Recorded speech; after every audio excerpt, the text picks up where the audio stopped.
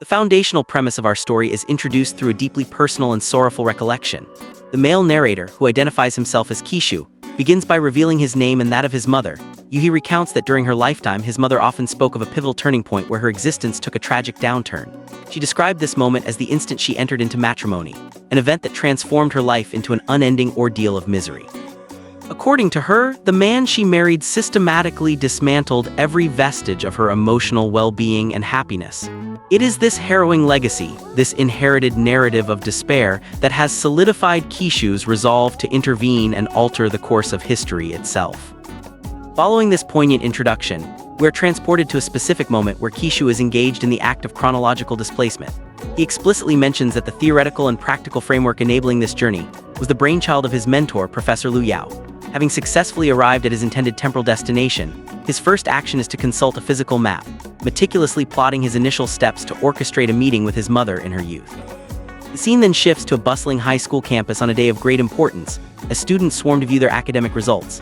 The female protagonist Yu displays her characteristic forcefulness by pushing through the crowd to find her name on the list. Her reaction is one of pure, unadulterated joy, a fact that is particularly striking because she has, in fact, placed last in her class. Another student approaches her, offering sarcastic thanks for saving her from the bottom position. Later that evening, Yu is walking home by herself and begins to feel an unmistakable sensation of being followed. Unbeknownst to her, the individual trailing her is not a stranger but her own future son, Kishu. In a panic, Yu attempts to hide, and when her pursuer draws near, she places a cardboard box over his head in a desperate, clumsy maneuver. However, Kishu calmly grabs her leg to prevent her escape. Terrified, Yu begins to scream, pleading for her life and offering all her money, convinced she is being robbed. Kishu's response is to reveal a small, familiar object, a teddy bear brooch. Yu is immediately shocked into silence, exclaiming that it is her personal belonging and demanding to know how he acquired it.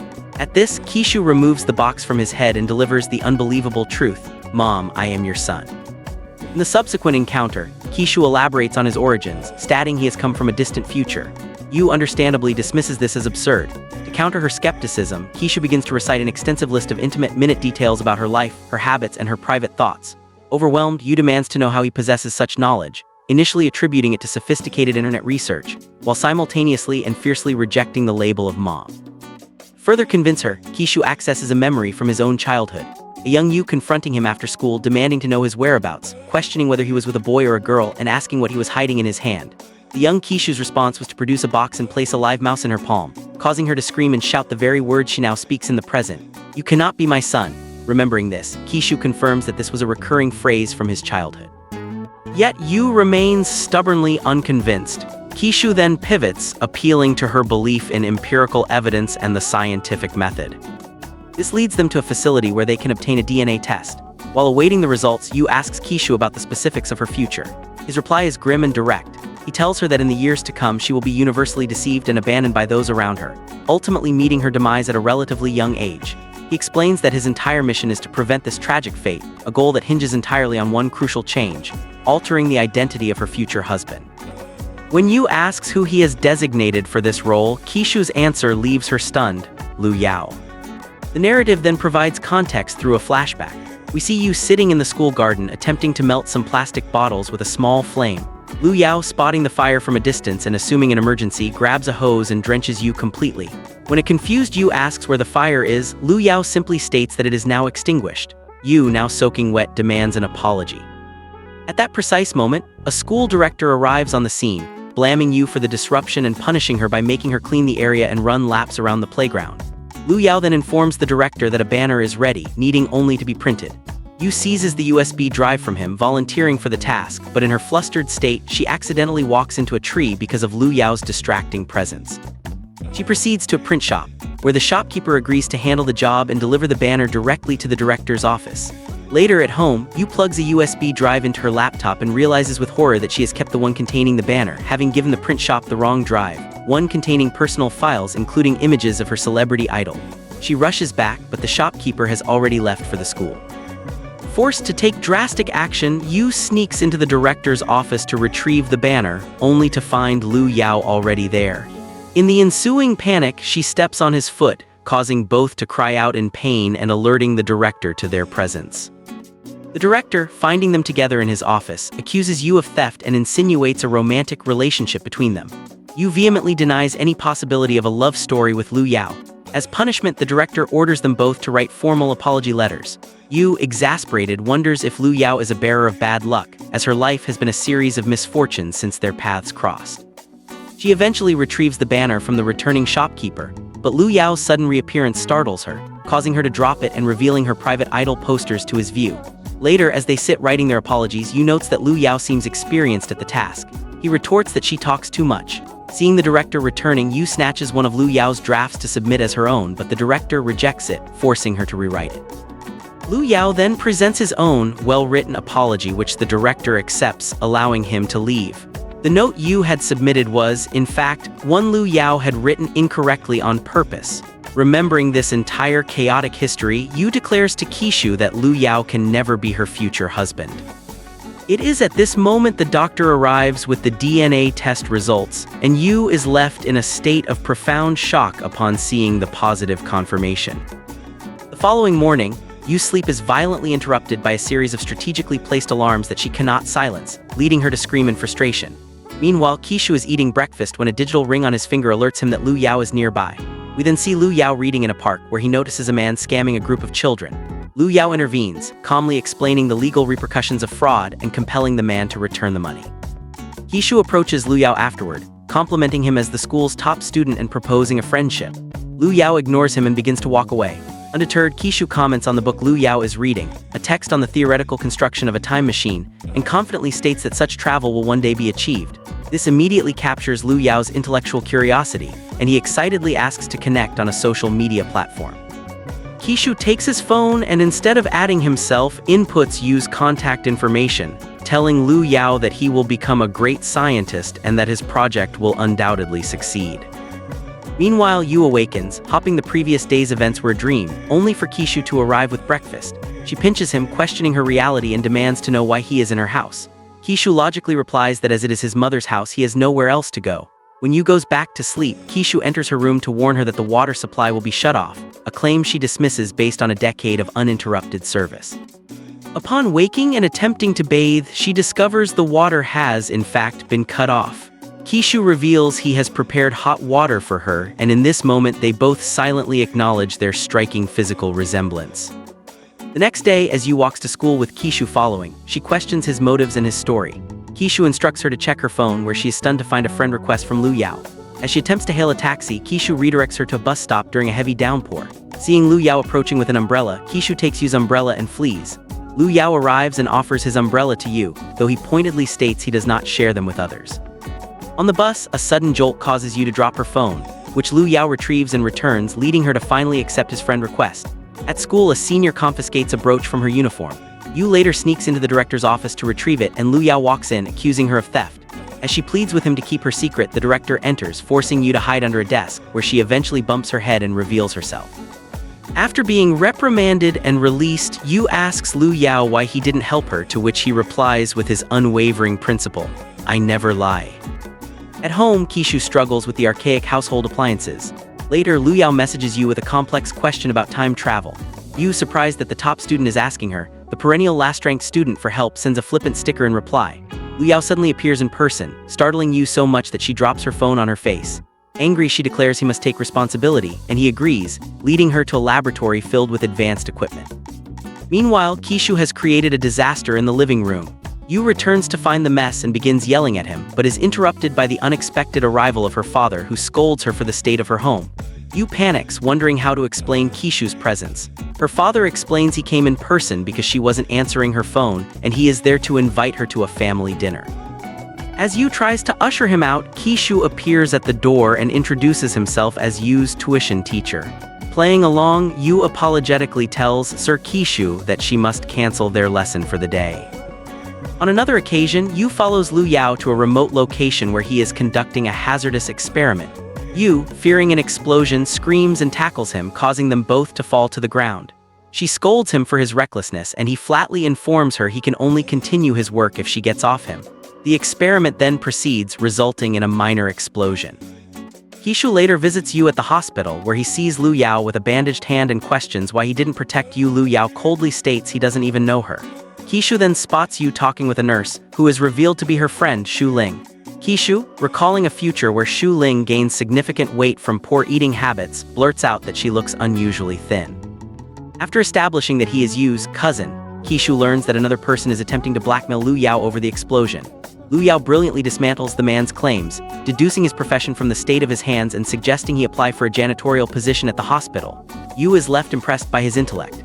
Kishu then offers to walk Shu Ling home, and at the supermarket he prevents her from buying junk food, subtly trying to steer her toward a healthier future. Back home, Kishu coaches Yu on courtship tactics. Yu in turn questions his own romantic experience. The next day, Yu stages a series of coincidental meetings with Lu Yao, at the school gate, during lunch, and even outside the boys' restroom, each of which Lu Yao sees through and dismisses with logical bluntness. That evening, Yu studies Kishu's face, nodding he resembles her but not Lu Yao, and accuses him of lying about their familial connection. Kishu responds with heartfelt sincerity, asking why he would traverse such a distance to deceive her. The following day, Yu's being reprimanded by the director for her poor grades when Lu Yao arrives. Yu boldly claims she will improve with Lu Yao's help, a statement the director views with deep skepticism. Yu then begins asking Lu Yao a single academic question each day, under the pretext of saving some for tomorrow. She later persuades him to fill out a lengthy questionnaire for her. On Parent-Teacher Day, Yu claims her father is busy, only for Kishu to arrive, posing as her cousin. He impresses the teacher by stating that Yu's happiness is more important than her grades, a philosophy Yu recognizes as her own, which Kishu confirms he learned from her. In a flash forward, we see Yu defending a young Kishu after a school fight, stating she always believes her child's word.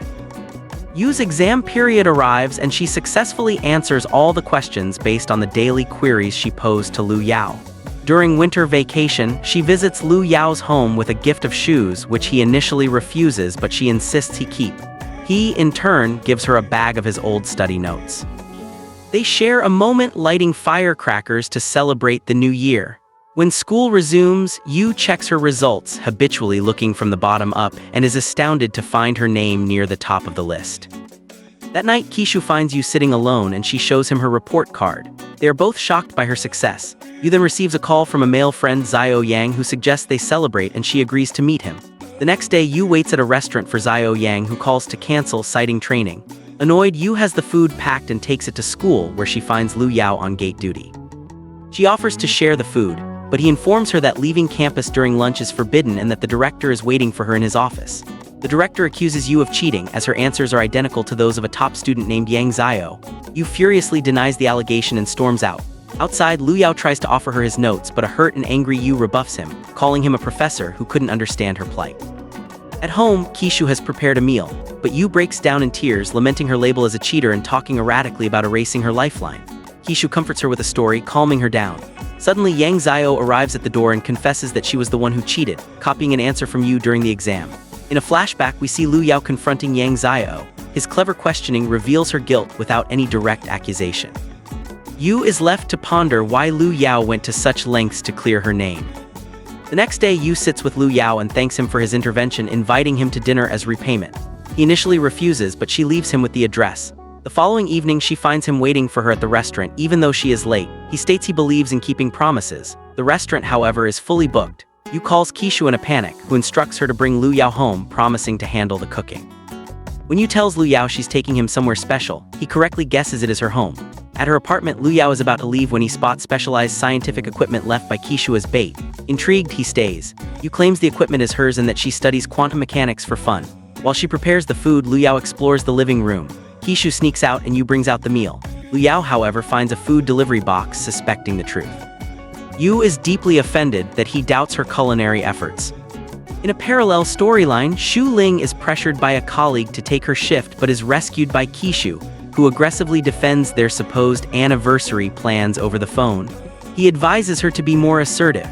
Shortly after, Shu Ling receives a call that her mother is ill and rushes to the hospital, with Kishu following to support her. Meanwhile, Yu and Lu Yao share their dinner. Lu Yao observes that Yu is different from what he imagined, noting specifically that she eats more than he expected. When Kishu returns home later, he finds Yu asleep waiting for him, having saved him food. He asks about her date, and she reports that Lu Yao told her to focus on getting into his university. Kishu interprets this as a clear romantic signal. Yu subsequently dedicates herself to her studies for the college entrance exams. On results day, she goes to check her scores with her face covered, afraid of failure. Lu Yao recognizes her and reveals that she has achieved high marks, securing her place at the university. Overjoyed, Yu celebrates her success. Later, before they are due to give a speech on stage, Yu asks Lu Yao if he is nervous and claims to have a solution for it. Before she can elaborate, they're called to the stage.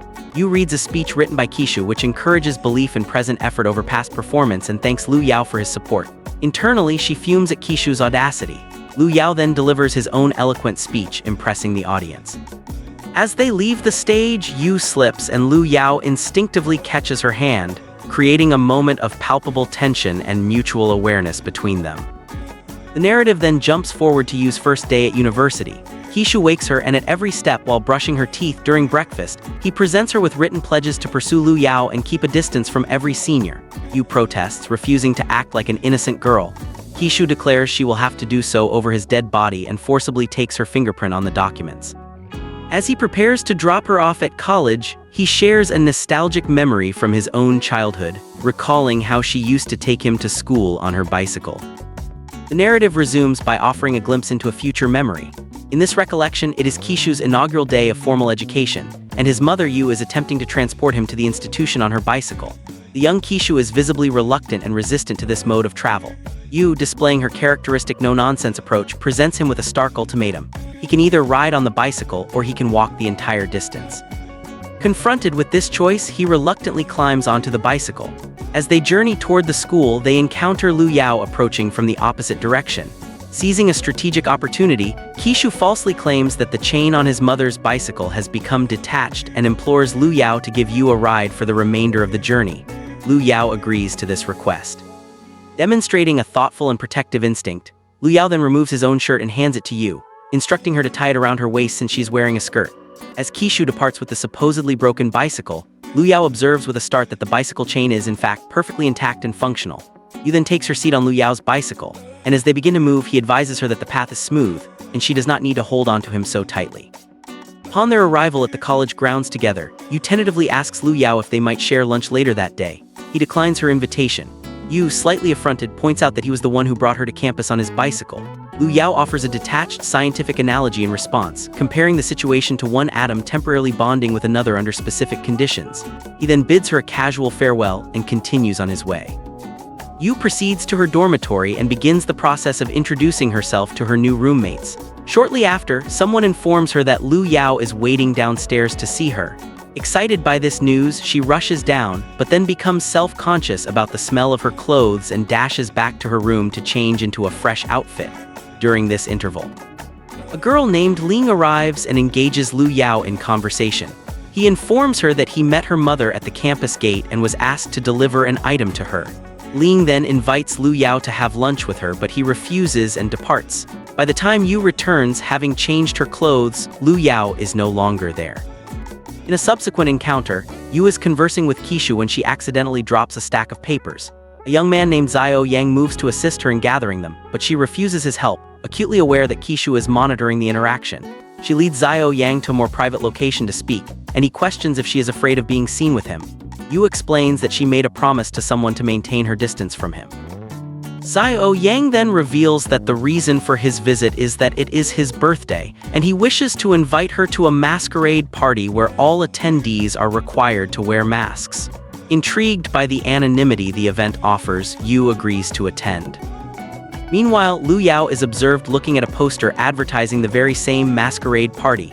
Ling approaches him, offering him one of the last 2 tickets and suggesting it would be a good opportunity to meet senior students.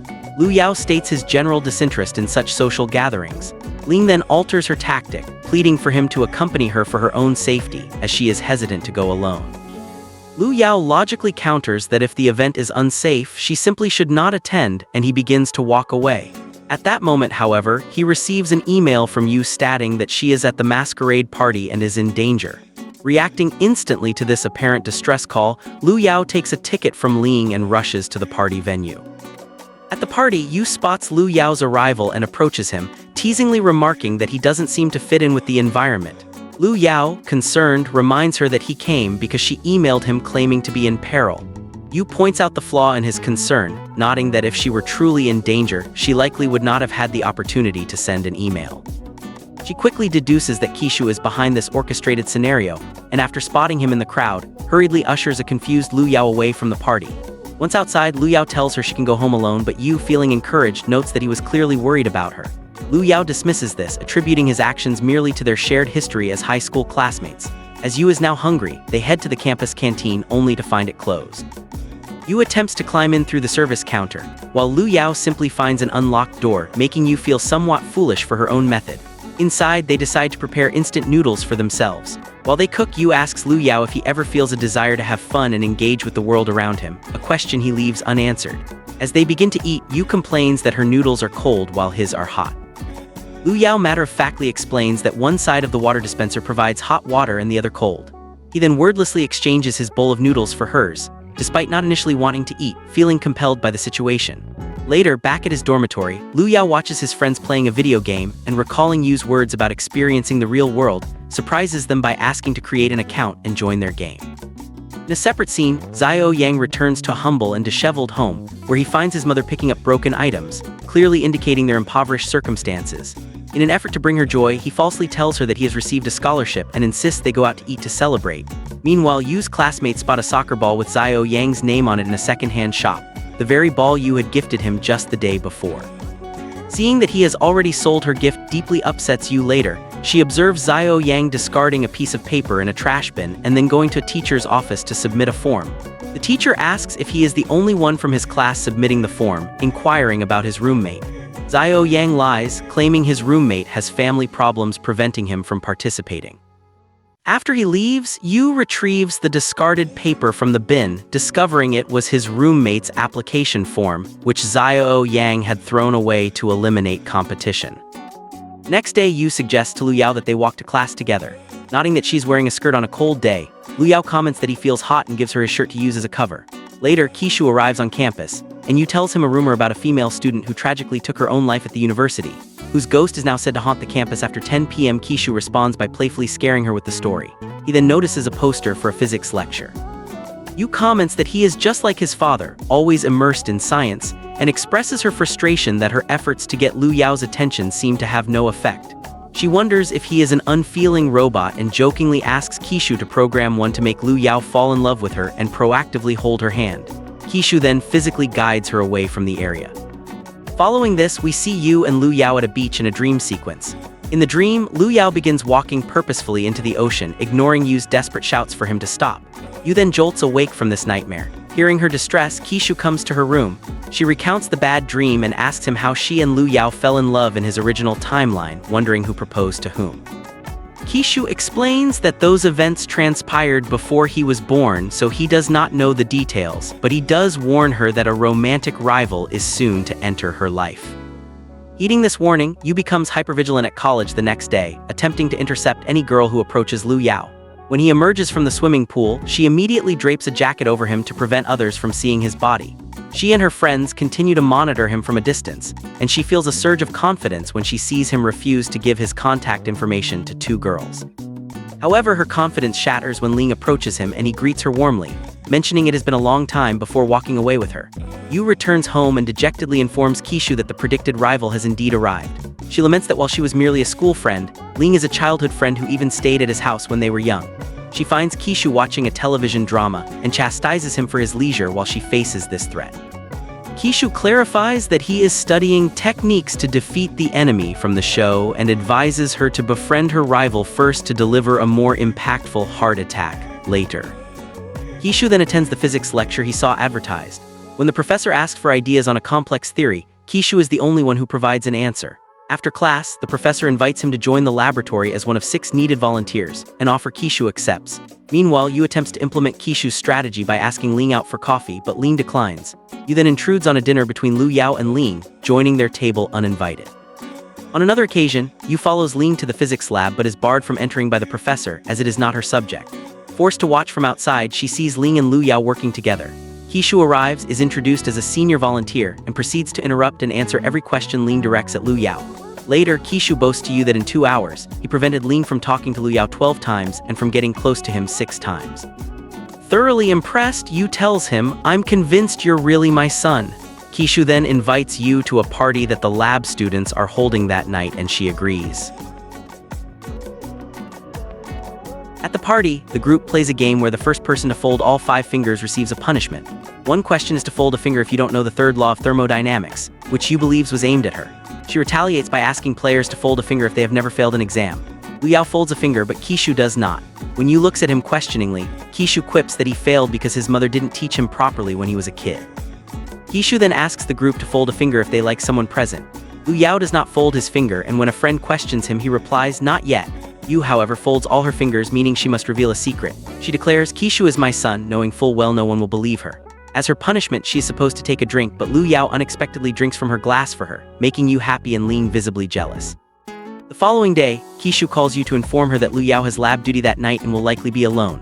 Yu goes to the lab and finds Liu Yao asleep at his desk. She looks over his complex papers and wonders aloud why she cannot understand them, questioning if her head is simply different from his. As she leans in for a closer look, Liu Yao stirs and their lips accidentally meet, causing Yu to fall on top of him. Flustered and nervous, Liu Yao freezes and Yu quickly flees the lab.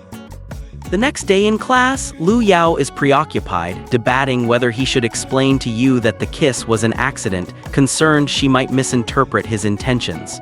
When Yu enters, he tries to get her attention, but she pointedly ignores him and sits elsewhere. Acting on another suggestion from Kishu, Yu is on her way to the lab again when Liu Yao sees her. Suddenly, the campus lights cut out and strong winds begin to blow. Yu, terrified and recalling the ghost story, believes the spirit of the deceased student is present and flees in a panic into the nearby biology lab, where she screams upon encountering a human skeleton. Liu Yao arrives and calmly assures her there are no ghosts. He then carries her back to her dorm. When she questions why he is carrying her for a head injury, she explains she is too frightened to walk. She also promises to wash and return the jacket he lent her. The next day, Yu goes to the lab to return the jacket, intending to leave Kishu and Liu Yao alone. Kishu attempts to leave by saying he needs to use the restroom, but Liu Yao states he needs to go as well. Kishu then claims he's going to eat, but Liu Yao says he has already eaten.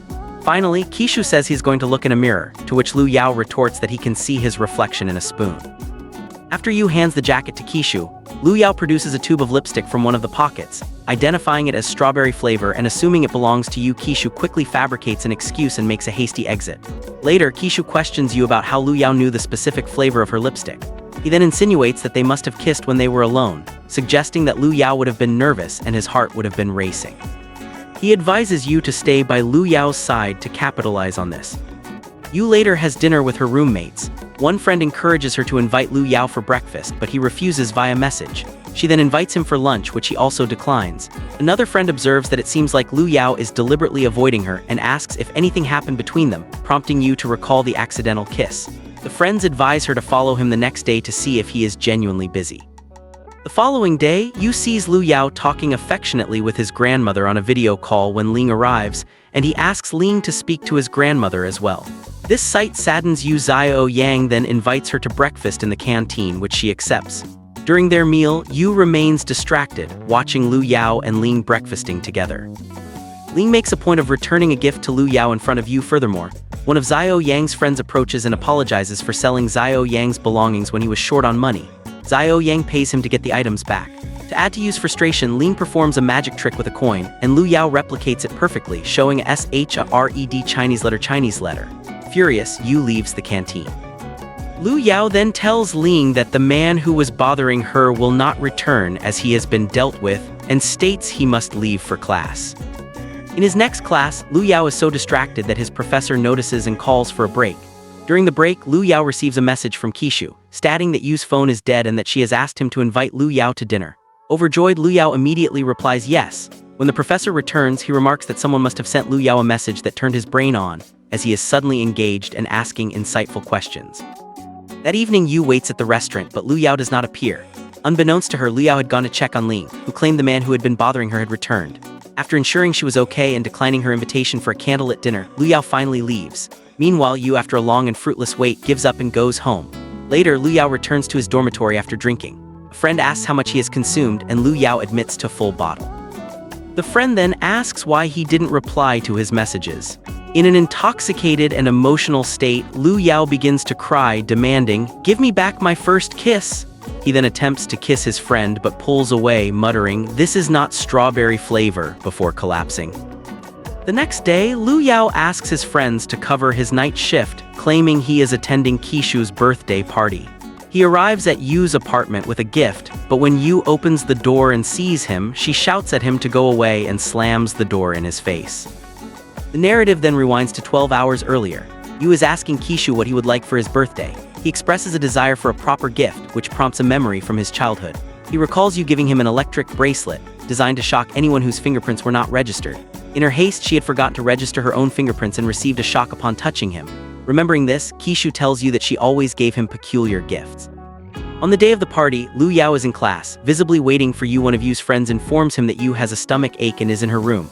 Lu Yao tries to act nonchalant, claiming he wasn't asking about her. When the teacher calls his name, he's distracted and fails to respond. The teacher then assigns him the task of taking attendance. He notices Yu's absence but marks her as present anyway. After class, a fellow student approaches Lu Yao with gossip, which Lu Yao initially dismisses.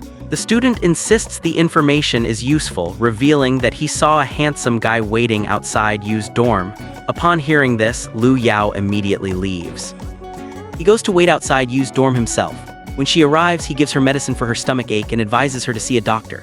Yu awkwardly clarifies that her stomach ache is related to girl problems, making Lu Yao feel nervous. He then tells her not to be absent from class again or her grades would suffer. Yu retorts by pointing out that he was absent for their dinner the previous night. Lu Yao claims he had urgent business that prevented him from attending. Yu then invites him to the birthday dinner at her place for Kishu, and he agrees. In a parallel scene, Xiao Yang confesses his feelings for Yu. She thanks him but gently rejects him, confirming that her affections lie with Lu Yao. She tells him he is a good person but suggests they remain just friends. Later, Kishu sees Lu Yao with a list of medicines and assumes he is ill, offering to ask the professor for leave on his behalf. Lu Yao explains that the medicine is not for him but for a friend with a stomach ache, and that as class monitor he is simply showing concern. Kishu, now suspicious, seeks out Yu's roommates, who speculate she might be at the auditorium. Kishu heads there and overhears someone saying a boy proposed to a girl there. He asks a cleaner for confirmation, who verifies that a proposal occurred and was accepted. Kishu jumps to the conclusion that Xiao Yang proposed to Yu. He finds Xiao Yang and, enraged, attacks him, yelling that he warned him to stay away from Yu. A physical fight ensues before others intervene and separate them. Yu returns home to find Kishu bruised and injured. He angrily demands to know where she was and if Xiao Yang proposed to her. When Yu confirms that he did, Kishu throws the gift she brought for him and yells that he told her to stay away from Xiao Yang. Confused and hurt, Yu explains that she has just arrived home and he is already yelling. She pours out her frustration, saying that her relentless pursuit of Lu Yao has made her a laughingstock at college and stripped her of her self-respect.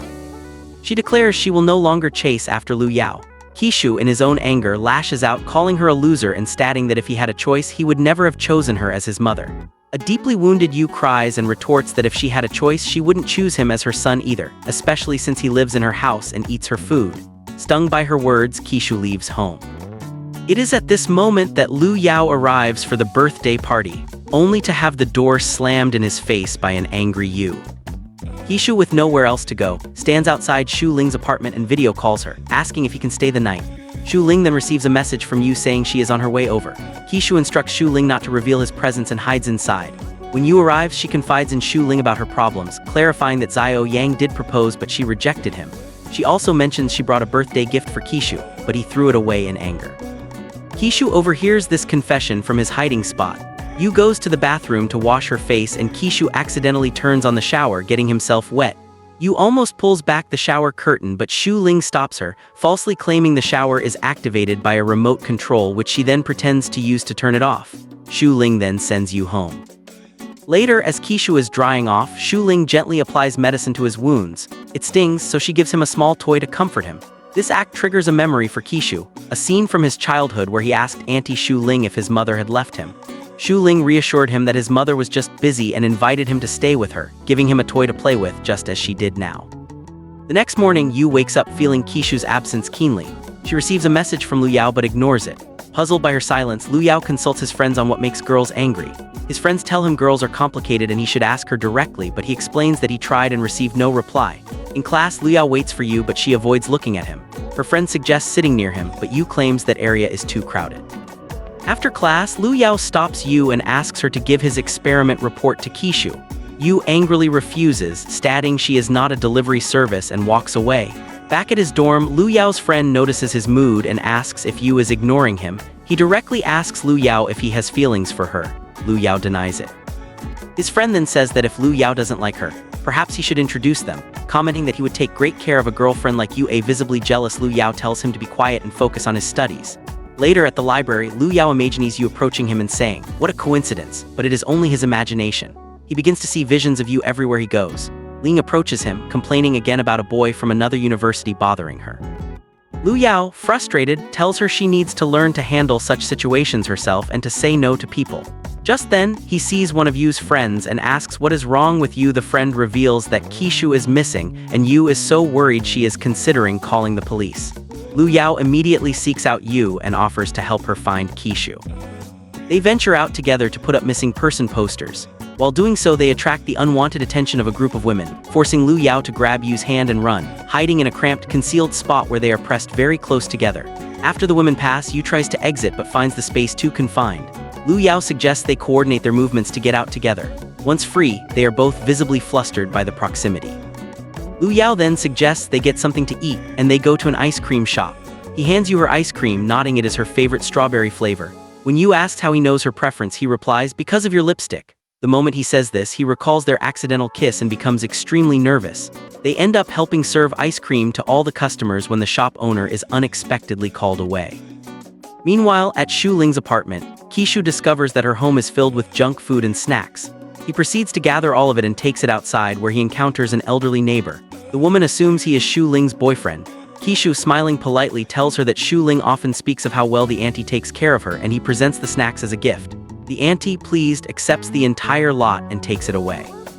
Back at the ice cream shop, Lu Yao brings food to Yu and tries to reassure her, saying Kishu is an adult who can take care of himself. Yu, still fraught with worry, counters that he doesn't know how to look after himself properly. He is unfamiliar with this time and place, and she has no idea where he could possibly be. The scene transitions to show Shu Ling concluding her workday at the office and preparing to depart. As she exits, two of her colleagues mention that their respective boyfriends have arrived to collect them, and they ask Shu Ling if she requires a ride home. At that very moment, Kishu pulls up in a vehicle, having come specifically to pick up Shu Ling. Her colleagues, witnessing this, express their surprise and mild admonishment, nodding that she has been keeping the secret of a boyfriend from them. After bidding her colleagues a quick farewell, Shu Ling departs with Kishu. During their journey home, they encounter the same elderly neighbor from earlier. The woman immediately comments to Shu Ling on how pleasant her boyfriend seems. Shu Ling attempts to correct her, insisting that Kishu is not her boyfriend. The auntie, however, remains unconvinced, referencing the large quantity of snacks he gave her earlier and playfully accusing Shu Ling of hiding the truth. No sooner does this conversation end than they meet another neighbor, an uncle who also operates under the same mistaken assumption, thanking Kishu for the generous snack donation.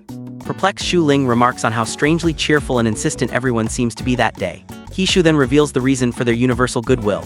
He distributed all of her personal junk food stashed to the neighbors. Shu Ling becomes angry at him for giving away her food without permission. Kishu defends his actions by stating that such snacks are detrimental to her health, and promises that he will cook proper meals for her instead. It is at this point that Kishu locates his misplaced mobile phone and sees the multitude of frantic messages from Yu. He decides it is time to return home. Just then, Yu calls Shu Ling's phone. After the call concludes, Shu Ling informs Kishu that Yu and Lu Yao have joined forces and are searching for him together. Upon hearing this, Kishu's demeanor shifts. He interprets this development as a positive sign that they are spending significant time together, and declares that the true, pivotal phase of his plan is now officially underway. He proceeds to illustrate this by writing the names of all the key individuals on a board, drawing lines to map out the complex web of who holds affection for whom. Shu Ling, noticing her own name included, questions her presence on this diagram. Kishu explains that she is a crucial component in his strategy to bring Yu and Lu Yao together. Curious, Shu Ling asks him why he is so determined to unite that particular pair. Kishu offers a cryptic response, stating that according to his calculations, Yu is Lu Yao's predestined fate. Shu Ling, intrigued, then asks if he can similarly predict when she will encounter her own dream partner. Kishu replies with an equally poetic and vague axiom, suggesting that when flowers bloom, their fragrance naturally permeates the air before taking his leave. After he departs, Shu Ling, alone with the board, playfully draws a line connecting her name to Kishu's, encircling it with a heart. In a subsequent event, Kishu conducts a live video stream from his location, falsely claiming to be at a resort situated far outside the city limits. Both Yu and Lu Yao see this broadcast and independently decide to travel to this resort to retrieve him. During their car journey, Lu Yao brings the vehicle to a stop at a rest area, and noticing a blanket-covered form in the passenger seat, assumes Yu is still asleep and tells her she can use the facilities if needed. He then exits the car to use the restroom himself. However, the moment he leaves, Yu awakens and also goes to the restroom. When Lu Yao returns to the car, he sees the blanket still in place, and believing Yu to be sleeping soundly, decides not to disturb her and drives away. Meanwhile, Xu Ling attempts to call Yu's phone.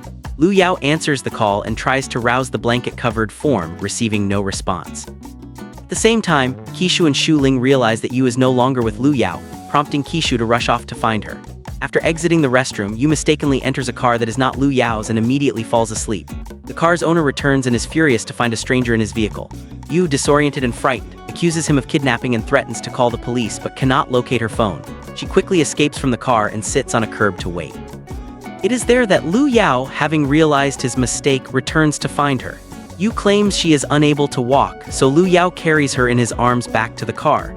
Shortly after, Qishu and Xu Ling receive confirmation that Yu has been found and safely reunited with Lu Yao, so they abandon their search and return home. Yu and Lu Yao then proceed to a hotel to book rooms for the night. The receptionist informs them that a single guest has booked nearly all the available rooms, leaving only one vacancy. Yu instantly deduces that Qishu is behind this manipulative scheme and internally vows to find and confront him for his underhanded tactics. When they enter the sole available room, Yu is dismayed to find it is a romantic couple's suite, complete with flower petals arranged on the bed, which she hastily conceals. Lu Yao asks if she would like to bathe first, but Yu insists he go ahead, claiming she needs to rest. As soon as he is in the bathroom, Yu begins a thorough search of the room, convinced Qishu must be hiding nearby. The doorbell rings and a room service waiter delivers food that Lu Yao had ordered. Yu is horrified to discover that the order is not food but a provocative piece of lingerie. Enraged, she throws the garment at Lu Yao when he emerges. In a parallel scene, Qishu and Xu Ling are sharing a bowl of noodles. Qishu attempts to prevent Xu Ling from eating them, leading to a playful struggle over the bowl which results in them both quickly finishing the noodles. This culminates in them accidentally biting into the same noodle strand from opposite ends, bringing their faces extremely close together and creating a moment of palpable nervous tension between them. Flustered, Qishu quickly departs. The next morning at the hotel, Yu wakes up and moves to the sofa where Lu Yao is sleeping.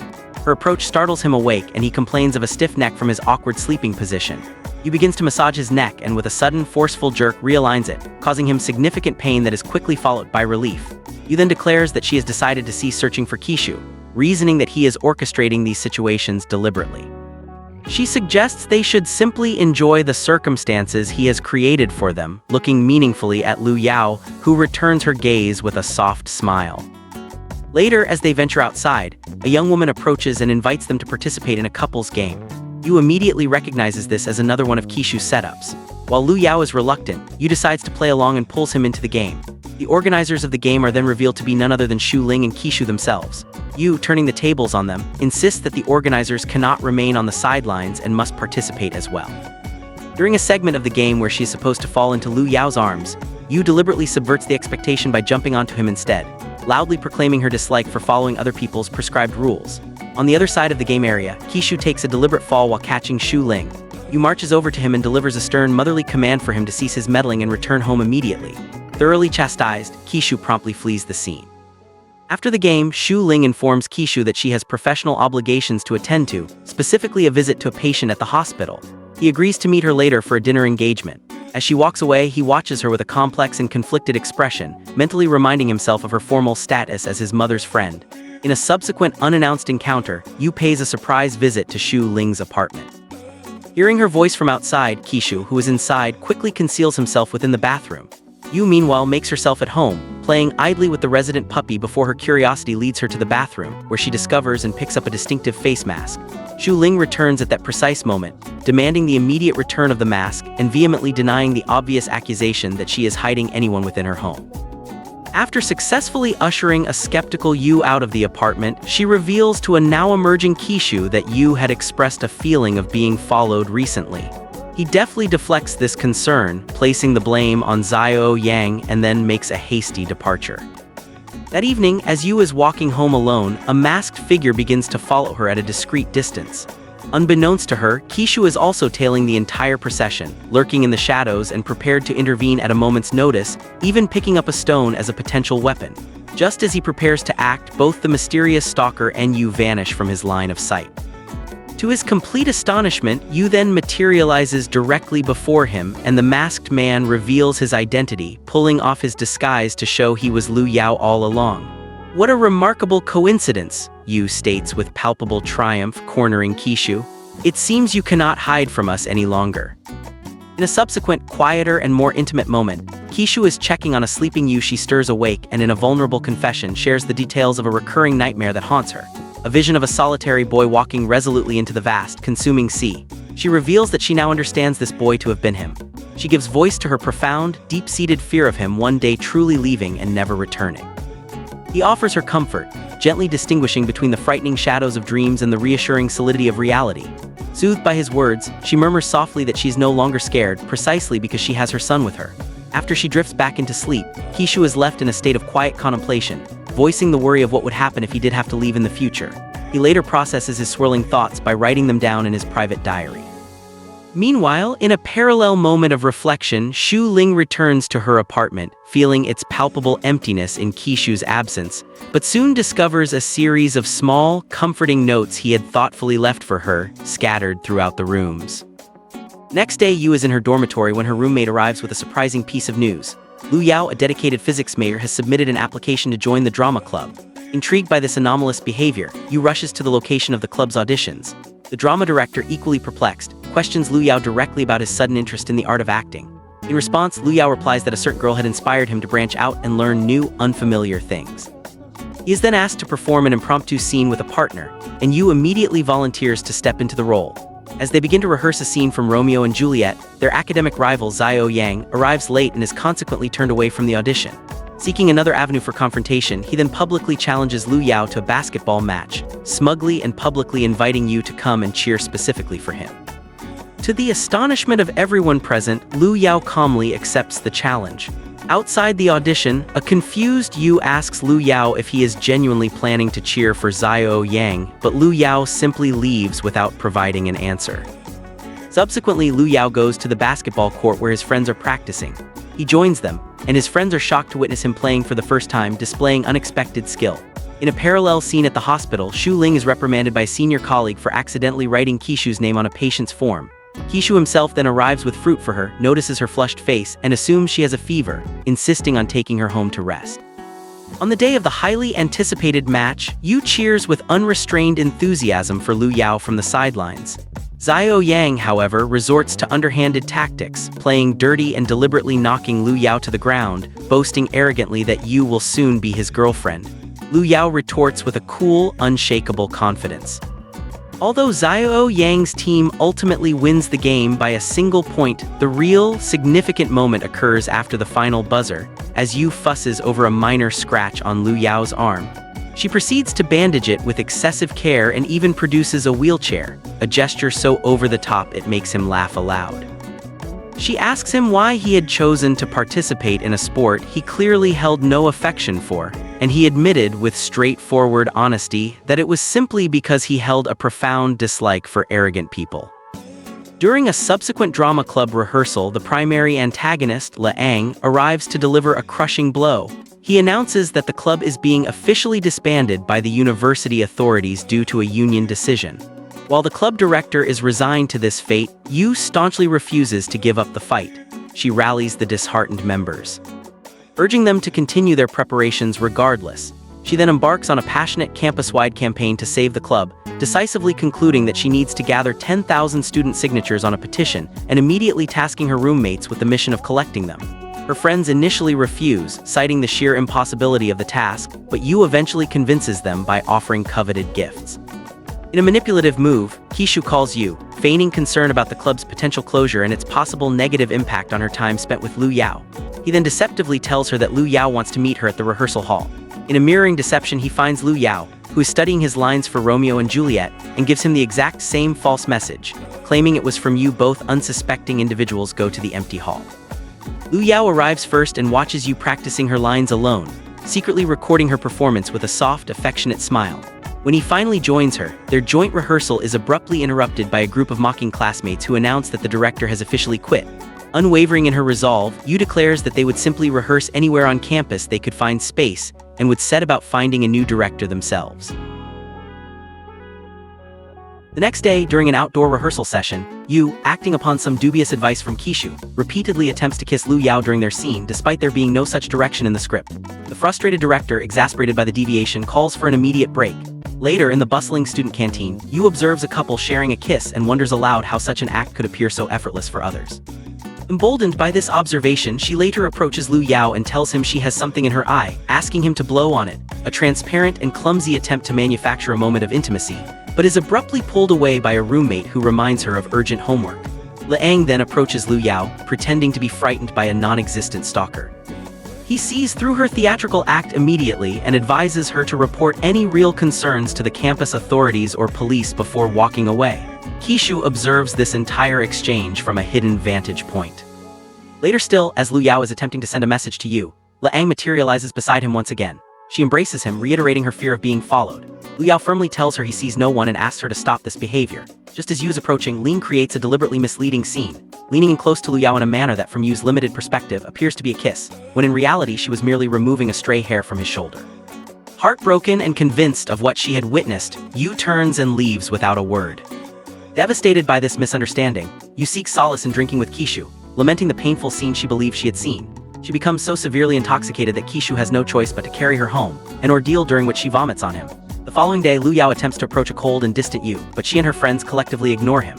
He confronts Kishu about the situation, who then shows him a photograph of the ambiguous moment with Liang. Realizing the grave misunderstanding, Lu Yao rushes off immediately to find Yu and explain. He locates her in the middle of a class and covertly messages her the correct answer to a difficult question the professor had posed. After the class concludes, he manages to give her a note that explains the entire misunderstanding with Liang, stating clearly that he had promised her mother he would look out for her well-being, and that she had merely been removing a piece of lint from his shirt. He assures Yu with utmost sincerity that he never, ever lied to her. As he stepped closer to her, he noted with a soft smile that she was blushing, a claim she instantly and hotly denied. Their moment was interrupted by Liang, who tried to thank Lu Yao for his previous help, but he firmly and coldly told her to contact the police in the future for any such issues, as he had someone very important to protect, all while holding Yu's gaze. Still nursing her hurt, she turned and walked away from him. He called after her, mentioning her birthday and a gift, but she continued to avoid him. Yu vents her accumulated frustration through a vigorous boxing session with Kishu, recounting how Lu Yao had spoken of protecting someone while looking directly at her. Kishu points out the obvious truth that she and Lu Yao clearly harbor feelings for one another, with Ling merely being an obstacle. He suggests that she use her upcoming birthday party as an opportunity to clear the air.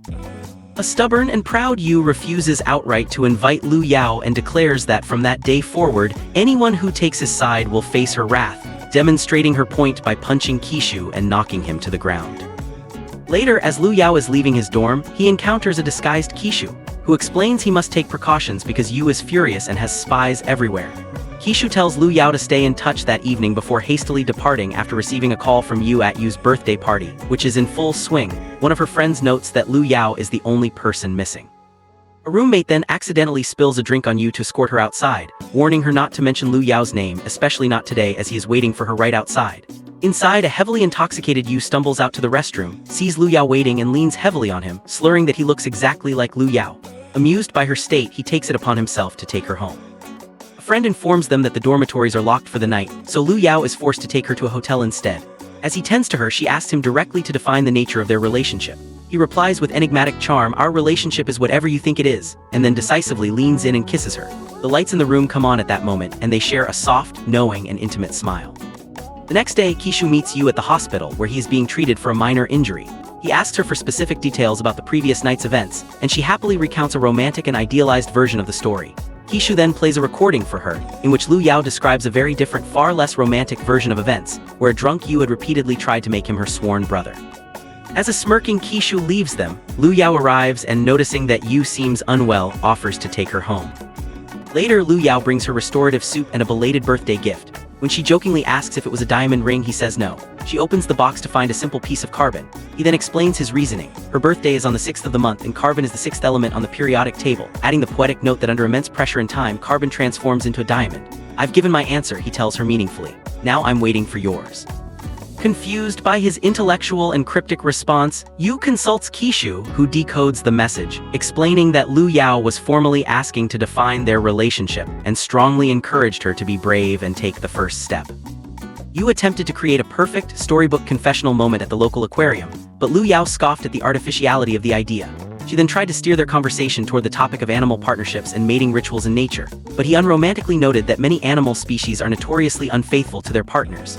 Frustrated by his literal-mindedness, she called him hopelessly unromantic. During another outing together, Lu Yao considerately tied his own shirt around her waist because she was wearing a short skirt. She later removed it and went to the restroom where she was cornered by the menacing Xiao Yang. Lu Yao arrived just in time, punched Xiao Yang decisively, and then delivered a definitive declaration: "Stay away from my girlfriend from today onwards," before leading a stunned and speechless Yu away from the scene. Before their play's performance, Yu was deeply disappointed to learn that her roommates, busy with their final exams, would be unable to attend.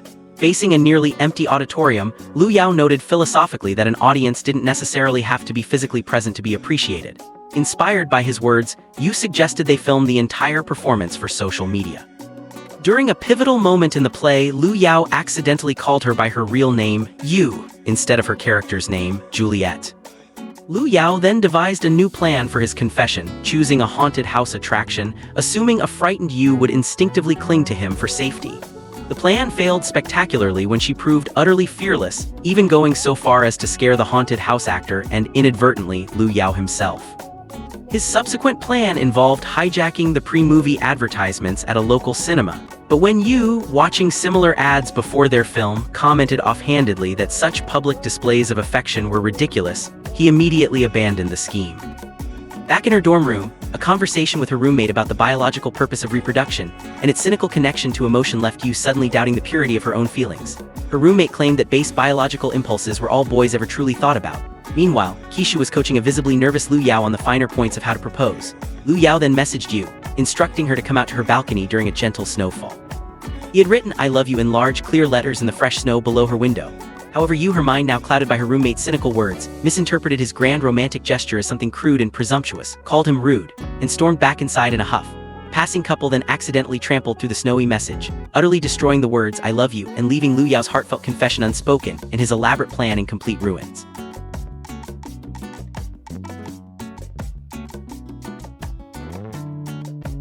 After the ill-fated and snowy confession that did not go as planned, a crestfallen Lu Yao finds himself grappling with disappointment.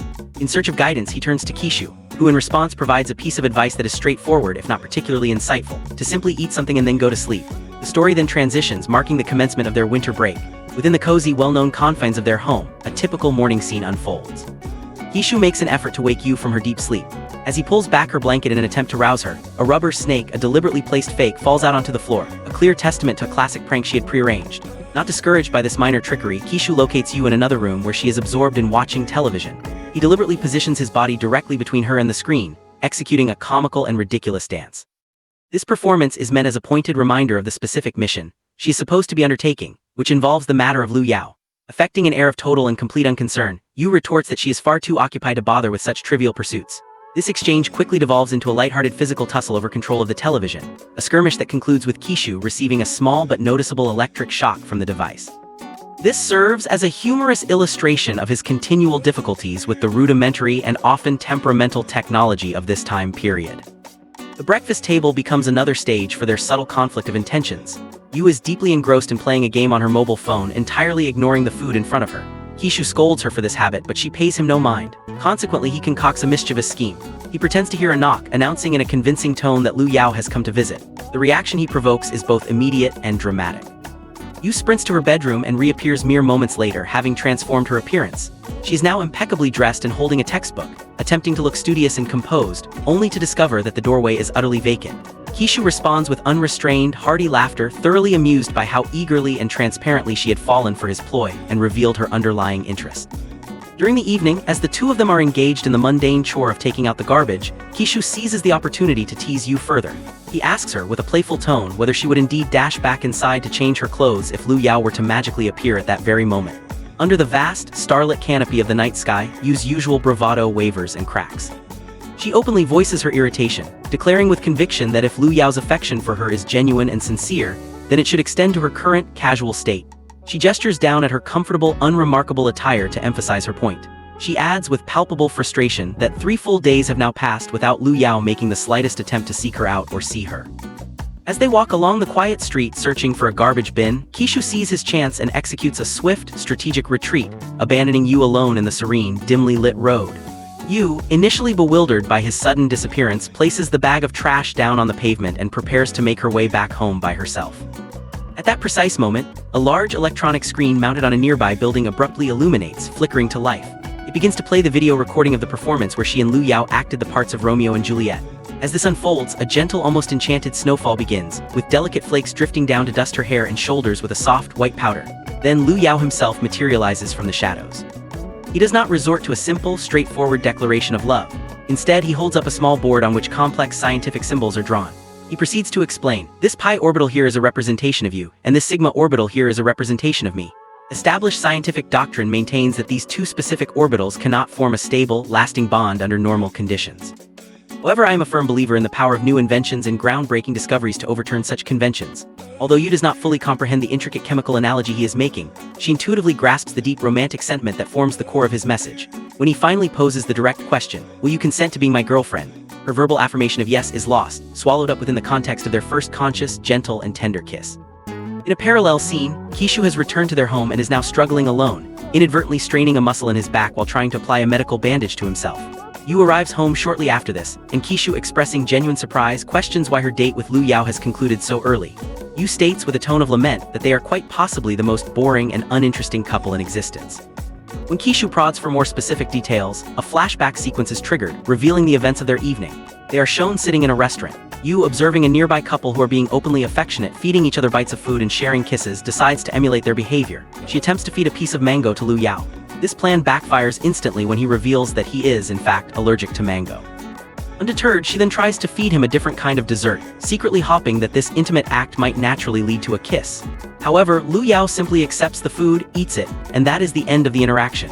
Yu is left with the sobering realization that her elaborate, romantic fantasies are starkly misaligned with the reality of her situation. When Lu Yao asks her what she would like to do next, Yu, still fixated on the model provided by the other couple, suggests that they should simply follow them. The scene then shifts to a pottery workshop where the same affectionate couple is present. Yu tries to recreate their romantic ambience by attempting to make a pottery piece while holding Lu Yao's hands in hers. This endeavor ends in complete disaster, with both of them ending up covered in wet clay, their faces smeared with the stuff, and they are subsequently scolded by the irritated owner of the shop. Kishu, who has been observing this entire chaotic debacle from a concealed vantage point, finds the situation to be hilariously perfect. He sits down and begins to meticulously document every detail in his secret diary, which is intended for his mother's eyes. In a subsequent scene, Lu Yao is secretly exchanging text messages with Yu from behind the cover of a large textbook when his father enters the room. His father delivers a stern and serious lecture, emphasizing that the path of scientific research is a profoundly difficult one, demanding many years of intense, unwavering focus and absolute dedication. He strongly urges his son not to allow himself to be sidetracked or to deviate from his paramount academic objectives, regardless of whatever distractions might present themselves. Just as Lu Yao is formulating a response to this paternal admonishment, he distinctly hears Yu's voice calling out to him from the street below his home. He moves to the balcony and looks down to confirm that it is indeed her. Yu, laughing brightly, shouts up to him, "Tell me, when exactly is our baby going to be born?" This flippant and startling comment does not escape the notice of Lu Yao's stern father, who emerges onto the balcony himself and fixes his son with a sharp, disapproving glare. The following day, as Yu and Lu Yao are walking together, he questions her about her unexpected visit and the bewildering words she had shouted. Yu turns the question back on him, asking if he has already been contemplating starting a family in the near future. Lu Yao, ever the pragmatist, logically points out that they have not yet even completed their university studies. Completely unfazed by this practical objection, Yu informs him that he does not need to wait to get a glimpse of what their future child might look like, because she can show him an approximation immediately. Later, Lu Yao is studying in the same room as his father when he receives another message from Yu. He quickly conceals his phone. Coincidentally, his father is at that very moment watching a television program that is discussing the topic of animal reproduction, a subject that makes Lu Yao feel intensely nervous and self-conscious. He retreats to the privacy of his own room. Influenced perhaps subconsciously by the themes of the program he just overheard, he abandons his studies and begins performing a series of physical exercises, apparently hoping to build up his physique. When his father calls out to check on what he is doing, Lu Yao claims that he is diligently studying. He then sends a reply to Yu's message, stating simply, "Yu, I am ready for that." In a following encounter, Yu is utilizing a photo editing application on her phone. She is digitally merging a photograph of her own face with one of Lu Yao's, thereby generating a speculative image of what their hypothetical child might look like. She shows the resulting picture to Kishu, observing aloud that the generated face does not resemble Lu Yao in the slightest. Kishu responds with a heavy dose of sarcasm, openly questioning the reliability and scientific validity of such frivolous applications. On a subsequent date, Yu and Lu Yao are together when Kishu arrives. Lu Yao, visibly surprised by his presence, questions what he is doing there. Yu calmly explains that they collectively decided it would be beneficial practice for their future family dynamic to include their son on their dates. A confused Lu Yao asks when exactly this momentous decision was made. Yu replies with characteristic nonchalance, "Just now, I said it, didn't I?" Lu Yao, trying to process this, then asks her if she genuinely perceives Kishu as being her son. In another attempt at fostering a sense of family bonding, Yu organizes a game where they all play together, a ghost story game. She takes the lead in telling a scary story but ends up becoming the most frightened participant herself. Later, she tucks both Lu Yao and Kishu into their respective beds, which are positioned on either side of her own. She declares firmly that neither of them is permitted to fall asleep before she does, though she simultaneously confesses that she fears she will be awake the entire night due to her own nervousness. Ironically and quite predictably, she is the first of the three to succumb to sleep. Lu Yao takes this quiet opportunity to pose a burning question to Kishu, inquiring if he is truly and biologically Yu's cousin as claimed. Lu Yao confesses that he does not understand how two people who are merely cousins could be so profoundly inseparable. Kishu skillfully deflects the question by turning it back on Lu Yao. Asking him directly if he intends to marry Yu, Lu Yao replies thoughtfully that finding genuine love is a rare and fortunate discovery, akin to scientific breakthrough, and that he would never dream of rejecting such a precious thing. With that philosophical exchange, they both settle down and go to sleep. When the winter vacation concludes and college classes resume, a character named Xiao Yang approaches Yu, asking her to swipe her own campus access card to let him into a building, as his own card is insufficient for entry. Yu refuses his request and Xiao Yang is left to watch, visibly annoyed, as Yu and Lu Yao enter the building together as a couple. On another occasion, Yu is indirectly, yet quite obviously, teasing all the single students on campus about their lack of romantic partners. Lu Yao warns her that such boastful behavior is likely to earn her a great many enemies among the student body. One of her friends, perhaps in an effort to prevent further social damage, physically pulls her away from the scene and back toward their dormitory. In a parallel scene, Xu Ling is in her home, writing Kishu's name over and over again in the pages of her personal diary. Kishu arrives at her door wearing a medical mask, which startles her. He initially pretends to be a patient in need of a doctor's consultation before finally revealing his true identity. Xu Ling, ever the caring individual, brings him some allergy medicine and then tentatively, almost shyly, asks if he might have time to join her for lunch. Kishu politely declines her invitation, citing pressing laboratory work as his reason. He then rather directly asks her if she currently likes someone in a romantic sense. Xu Ling, blushing with embarrassment, shyly refuses to provide an answer. Meanwhile, Yu, brimming with newfound confidence in her romantic success, announces to her roommates that she has effectively become a genius in all matters pertaining to the heart.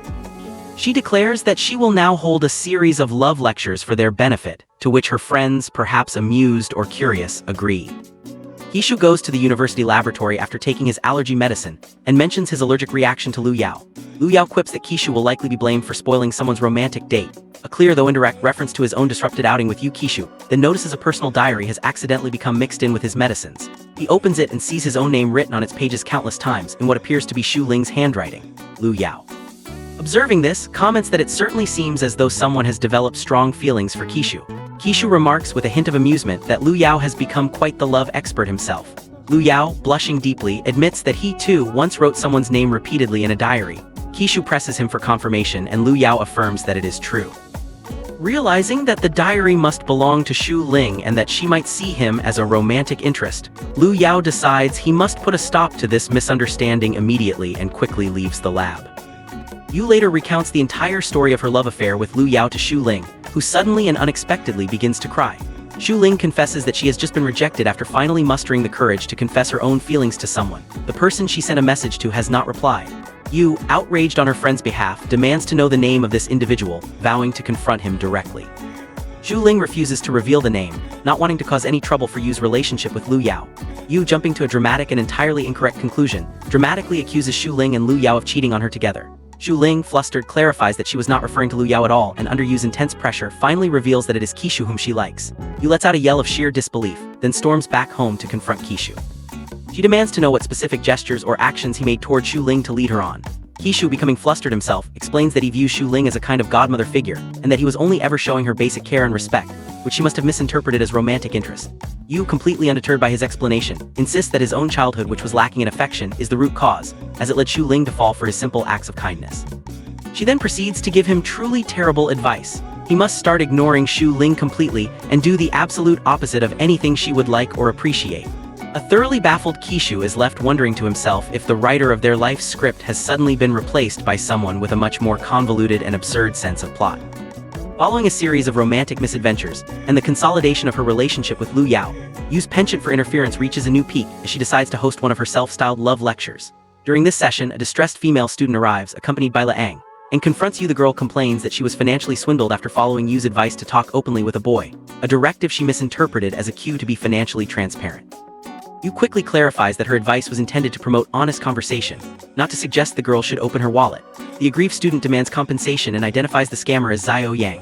In a subsequent scene, Yu and Laang form an impromptu alliance to reclaim the stolen funds. They lay an ambush for Xiao Yang, and upon his arrival with his mother, Yu makes a public scene, loudly accusing him of borrowing a substantial sum of money from her. Laang provides corroboration, inventing a detailed story about the money being needed for critical medical treatment for a relative.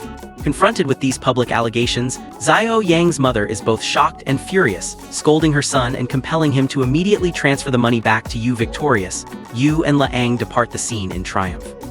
In a parallel narrative thread, Xu Ling waits for Kishu at a prearranged restaurant, her hopes high. Kishu, however, is determined to follow the terrible counsel Yu had given him. He arrives and deliberately engages in a series of boorish and unattractive behaviors. He eats a piece of cake in a conspicuously messy and uncouth manner, yet Xu Ling, viewing his actions through a lens of affection, finds his clumsiness endearing rather than off-putting.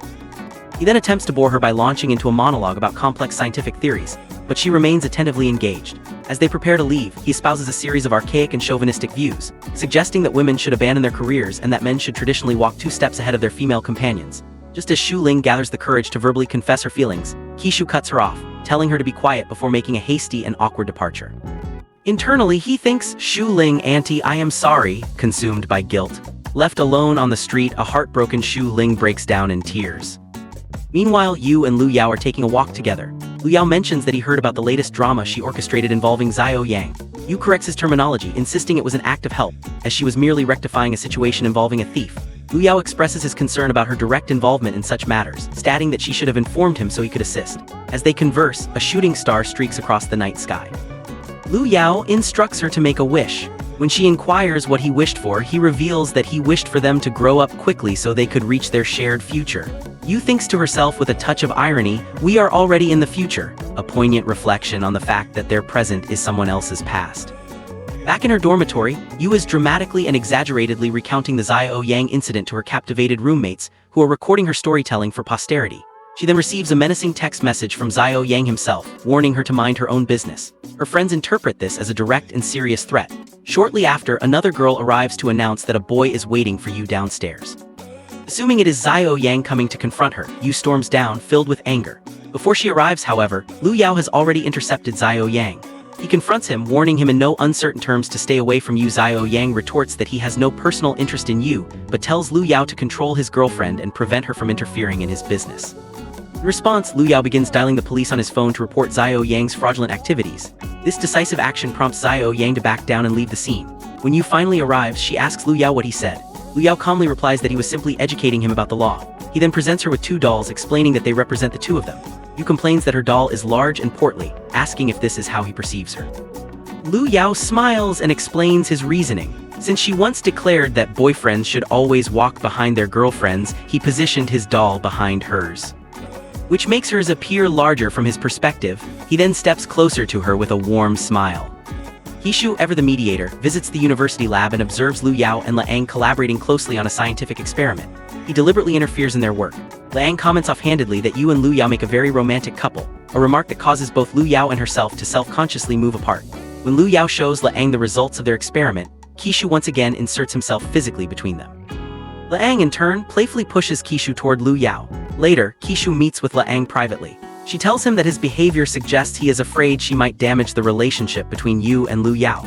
She admits that while she initially saw Yu as a romantic rival, she no longer wishes to involve herself in their dynamic and become what she terms a tier queen.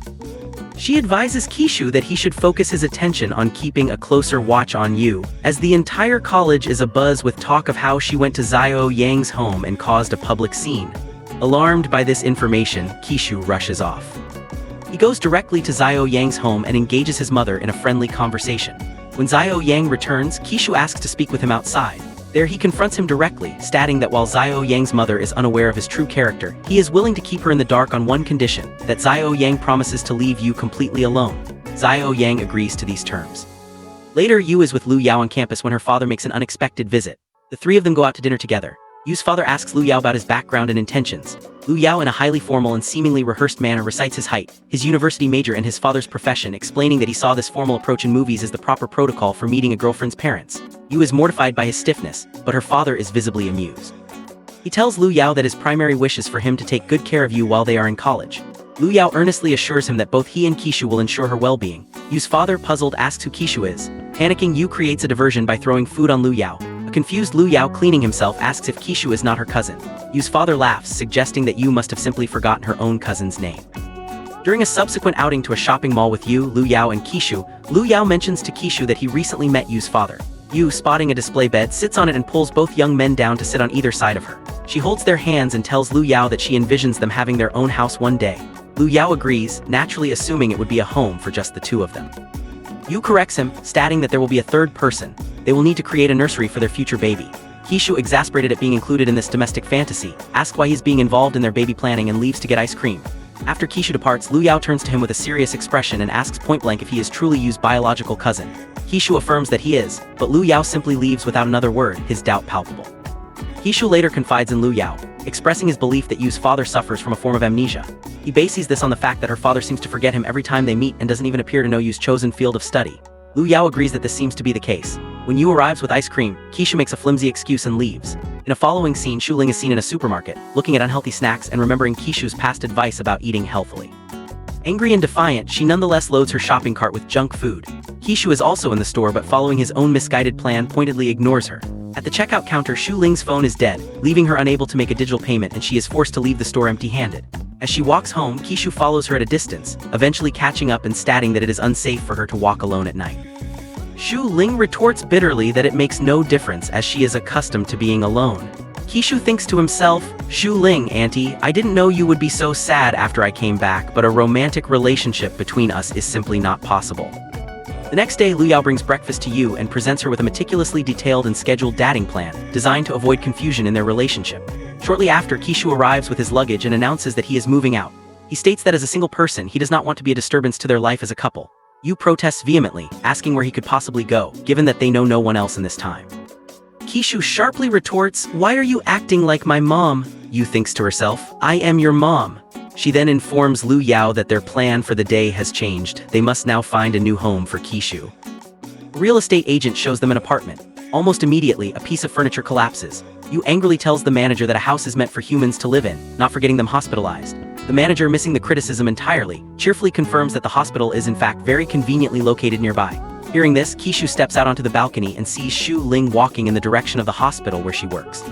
He returns inside and abruptly declares that he has decided to rent the apartment.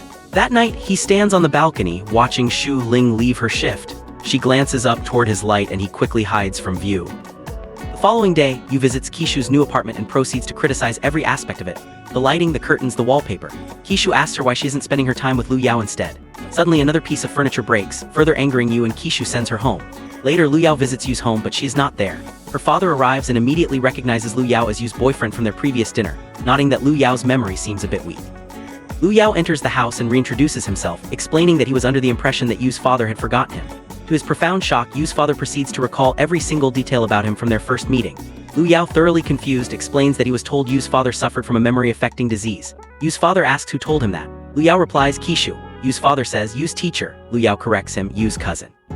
Yu's father goes inside, his fury mounting, shouting that Yu had lied to him, claiming he had a memory disease and fabricating stories about her teacher. Yu, who had been hiding behind a tree and listening to the entire exchange, runs away as her father repeatedly calls her phone. He finally leaves a message threatening to come home immediately and teach her a lesson, prompting her to rush back in a panic. Meanwhile, Lu Yao is deeply pondering Kishu's strange and contradictory behavior. When Yu returns, he confronts her in an uncharacteristically rude tone, demanding to know if she had gone to Kishu's home. Yu explains that she was merely worried about him as he isn't accustomed to staying alone. Liu Yao states that he has no issue with Kishu if he is genuinely her cousin, but he states firmly, if you tell one lie, you will be forced to tell many more lies to conceal it. Yu admits that she lied about her father's memory. The truth is that her father simply doesn't pay much attention to her, so she fabricated the story to save face.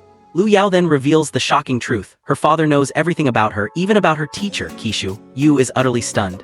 Liu Yao then demands to know the true nature of her relationship with Kishu.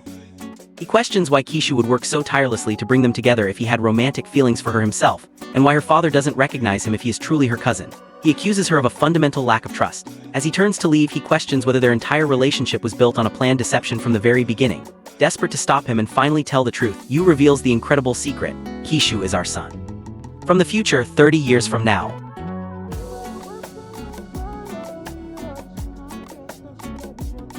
Liu Yao is rendered completely speechless by this revelation.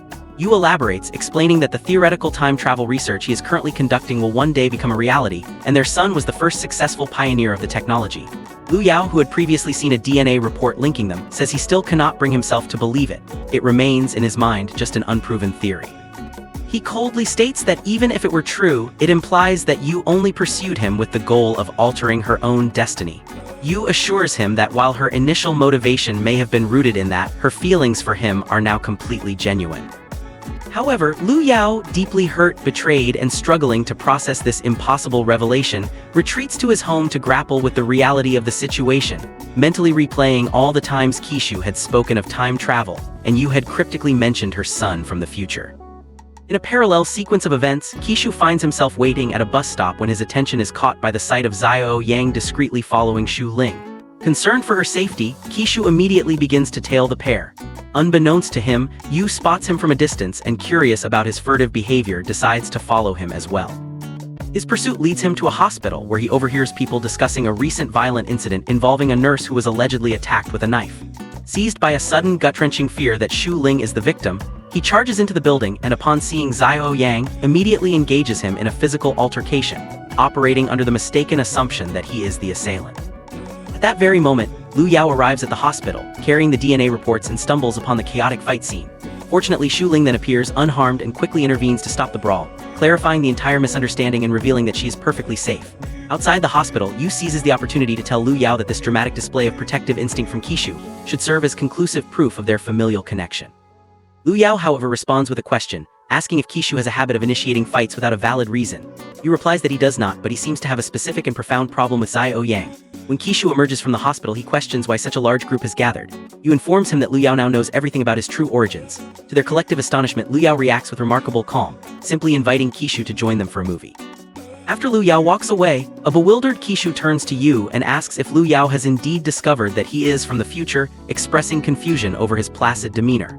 Yu replies that highly intelligent people often process shocking information in such a manner, and she muses aloud that she is unsure how Kishu managed to inherit that particular trait. At the cinema, a minor conflict of interest arises. Yu and Kishu are united in their desire to watch one particular film, while Liu Yao expresses a preference for a different, more scientifically themed movie. As they discuss this, Yu and Kishu exhibit an uncanny, synchronized mannerism, both pouting in an identical fashion. This striking similarity causes Liu Yao to pause and reflect, noting that they do indeed share many common behavioral traits, and he begins to genuinely wonder if Kishu could, against all odds, truly be his future son. After the movie concludes, both Yu and Kishu are visibly moved to tears by the emotional storyline. Kishu offers a tissue to Liu Yao, whose eyes remain completely dry. Liu Yao questions why he should be crying and walks away momentarily. When he returns, Yu teases him, claiming that she knows he was secretly crying in the privacy of the bathroom. She then acknowledges that the entire situation is difficult to believe, but insists that he must find a way to accept Kishu as part of their lives. To symbolize this new dynamic, she physically joins their hands together. In a subsequent and earnest effort to build stronger familial bonds, the trio decides to participate in a blood donation drive. They are presented with a lengthy and detailed questionnaire to complete. Almost immediately, Kishu becomes visibly uncomfortable and begins inventing a series of excuses to leave, first claiming he has urgent laboratory work, and then feigning a need to use the restroom. Each time he attempts to slip away, Liu Yao insists on personally accompanying him. Frustrated by their behavior, Yu accuses them both of acting suspiciously and demands that if they truly doubt her word, they should submit to a direct blood test. In perfect, synchronized unison, both Kishu and Liu Yao refuse the test. Yu pointedly notes that their identical reaction is further proof that they are already very much alike. Later in the university laboratory, Kishu directly asks Lu Yao if he has any questions about the incredible situation they find themselves in. Lu Yao responds not with a personal question, but by citing a complex scientific theory regarding time travel, stating that even if it were theoretically possible, the past is immutable and cannot be changed because all events are predetermined. Kishu retorts that this is not a matter of scientific theory but of personal emotion, and he asks Lu Yao if he is aware of how much emotional distress he has been causing Lu Yao coldly and sarcastically replies, "Should I travel back 2 hours in time? Will you be happy then?" before turning and leaving the room. Kishu, realizing that abstract concepts are not enough and that Lu Yao requires more tangible proof, resolves to reveal the full, unvarnished truth himself. It is at this moment that he sees Shu Ling and instinctively hides. He observes her listening to an old voice message he had sent her, and she begins to cry softly, repeating the words he had once said to her. The sight of her profound heartbreak deeply upsets Kishu. Meanwhile, Lu Yao is at home, pondering the mystery of why Kishu harbors such an intense dislike for Xiao Yang, when his father informs him that a young man who appears to have been drinking heavily is at the door asking for him. Lu Yao goes downstairs and finds intoxicated Kishu. Kishu confronts him, stating bluntly, "You and you have a blood relationship, but I will only be your teacher in the future." A shocked Lu Yao demands to know how Kishu is aware of this truth. Lu Yao then explains his deduction. During their very first encounter, Kishu had spoken about time travel as if it were an established, mundane fact, which led him to believe that he himself must have revealed this information to Kishu in the future. He further points out the physical evidence. While Kishu and Yu share a noticeable resemblance, he bears no physical similarity to Lu Yao whatsoever. He then demands to know why Kishu lied about being his son, and what the root cause of his deep-seated hatred for Xiao Yang truly is. In response, Kishu shows him a video recording from the original unaltered timeline. The video shows a bleak New Year's Eve scene where a despondent and unhappy Yu is arguing with her husband, who is callously leaving her alone on the holiday. The husband is revealed to be Xiao Yang. In the video, Yu threatens divorce and breaks down into tears. The young Kishu is also seen in the background, listening to the painful argument. A stunned Lu Yao watches this devastating portrayal of a potential future. Kishu then reveals Lu Yao's own destiny in that original timeline. He would become a famous and respected professor who ultimately builds a functional time machine in collaboration with his star student, who is Kishu himself. He concludes his revelation by stating, "You will always take care of my mom and me. That's why I thought my mom should have married you." In a subsequent scene, Kishu waits on his balcony, hoping to catch a glimpse of Shu Ling returning from work, but she never appears. Growing worried, he goes to the hospital to inquire about her. A colleague informs him that Shu Ling resigned from her position after being unfairly scolded by the director and was last seen leaving with a large box of her belongings. Meanwhile, Kishu also inadvertently witnesses a distressing scene at Xiao Yang's home. Xiao Yang's father is violently demanding money from him and his mother, and a neighbor is even recording their daily domestic fights. Kishu intervenes, causing the abusive father to leave temporarily. He sees Xiao Yang's mother crying inconsolably. Inside the home, he looks at old family photographs, and a distraught Xiao Yang roughly takes one from his hand.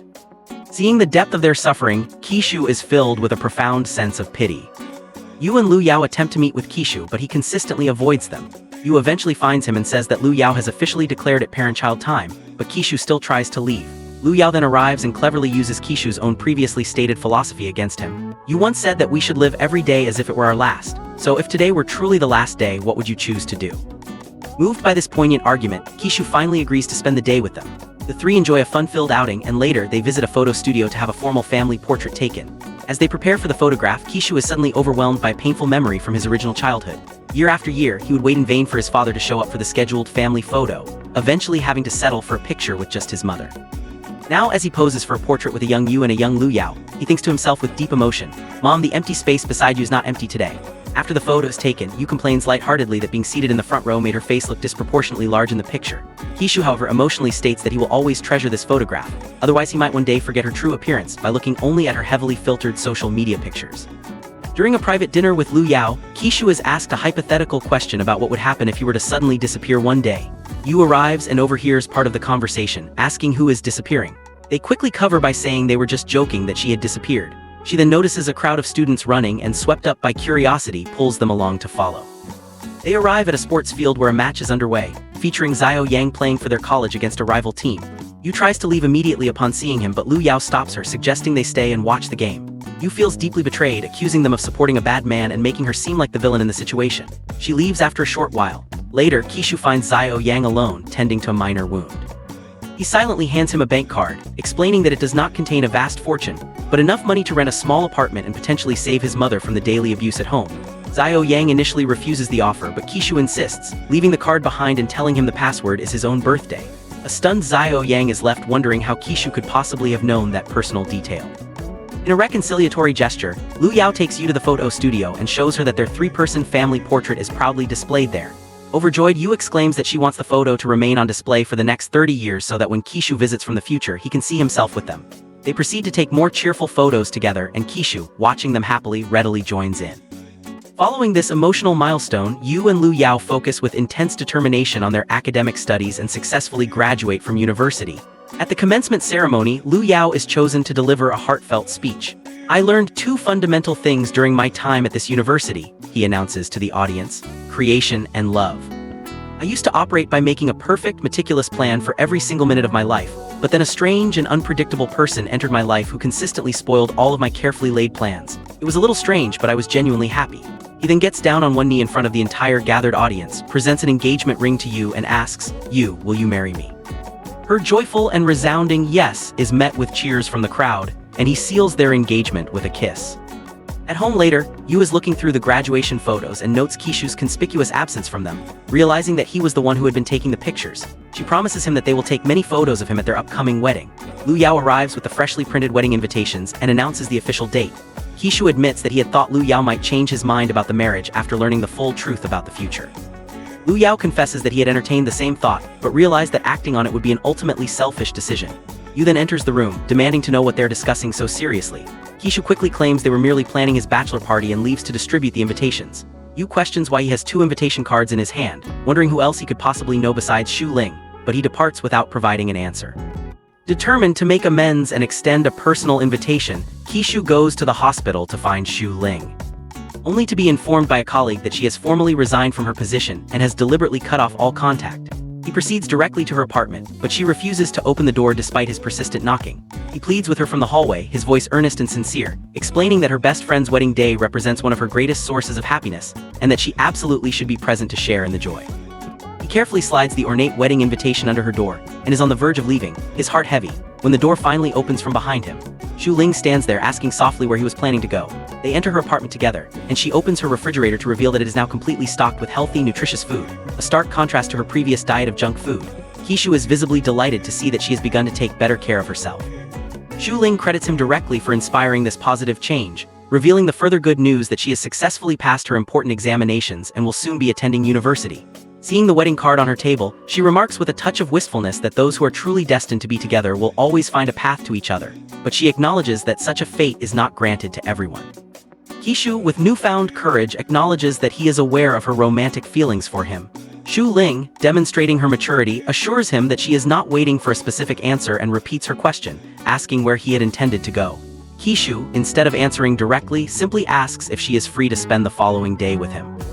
The next day, in a separate development, Yu and Lu Yao formally inform her father of their official wedding date. Concurrently, in a sign of a new beginning, Xiao Yang and his mother are shown moving into a new, safer home. His mother glances back with a complex mix of emotions at their old house, but Xiao Yang gently tells her that sometimes, old and painful things must be discarded to make room for a better future. Kishu arrives at their new home to personally deliver a wedding invitation. He sincerely congratulates Xiao Yang on his fresh start and offers a compassionate arrangement, allowing him to repay the borrowed money at his own pace. Xiao Yang is visibly touched by this gesture and the noticeable change in Kishu's demeanor toward him. He accepts the invitation, though he questions why he, of all people, was invited. Kishu explains that their presence at the celebration would contribute to the overall happiness of the occasion. As he turns to leave, he pauses, turns back, and shares a brief reconciliatory hug with Xiao Yang, symbolically burying their past animosity. The narrative then intensifies as it builds toward the long-awaited wedding day. Yu is in her wedding dress, overcome with emotion and crying because Kishu is mysteriously missing. A tender flashback reveals the pre-wedding photo shoot, which took place at the very location where Lu Yao had first accidentally drenched Yu with a garden hose, a comedic and fateful beginning to their relationship. Yu, standing there in her beautiful gown, feels as if she is living in a dream. Lu Yao reassures her with heartfelt words, stating that fate had always destined them to be together, and he affirms that if she had not been the one to take the initiative, he would have eventually found the courage to pursue her himself. Meanwhile, Kishu waits for Xu Ling and she arrives looking exceptionally beautiful in her attire. They share a fun, lighthearted day together, enjoying simple pleasures like eating ice cream. Internally, Kishu feels a profound sadness, knowing that he cannot in good conscience accept her love given his extraordinary circumstances, but he holds on to the belief that their paths will cross again in a different time and space. As they prepare to part ways for the evening, they pause before the photo studio window to look at the displayed family portrait. Xu Ling comments softly that the three of them, Yu, Lu Yao and Kishu, look like a genuine happy family. She thanks him for all the care he has shown her and shares a piece of poignant wisdom she has learned. Someone once told me that the depth of the happiness we share is directly proportional to the sadness we feel when we must part. So let's say our goodbye right here. Kishu offers to drive her home, but she declines gracefully, stating that they will see each other again at the wedding ceremony. At the wedding photo shoot location, Kishu and Xu Ling finally arrive. Kishu takes several photographs with the happy couple and then invites Xu Ling to join them. Suddenly and without warning he collapses, fainting on the spot. In a simultaneous and alarming reaction, Yu also faints. At the hospital, a doctor hands Lu Yao a medical report. When Yu regains consciousness, her first concern is for Kishu, worried that he has fainted from physical weakness just as she has. Lu Yao then reveals the true reason for her fainting spell. She is pregnant, and it is not due to weakness. He shows her the confirming medical report. Overwhelmed with joy, Yu finds Kishu and tells him that she knows he is happy for them, but she is even happier because this pregnancy signifies that they will indeed meet again soon, fulfilling the cyclical nature of their destiny. In a quiet moment, Xu Ling is looking at the family photo in the studio window when the owner offers to take her picture. Kishu politely declines the offer but requests to have the photograph of the three of them. Later at home, Yu is snacking when Lu Yao stops her, expressing concern for her health during the pregnancy. Yu voices a deeper worry, concerned that Kishu might feel she will love him less after the new baby arrives. Lu Yao gently tells her to focus on her own well-being. Kishu returns home and happens upon Yu's personal diary, which is filled with countless entries documenting her thoughts and feelings about him. Overcome with emotion, he breaks down and cries.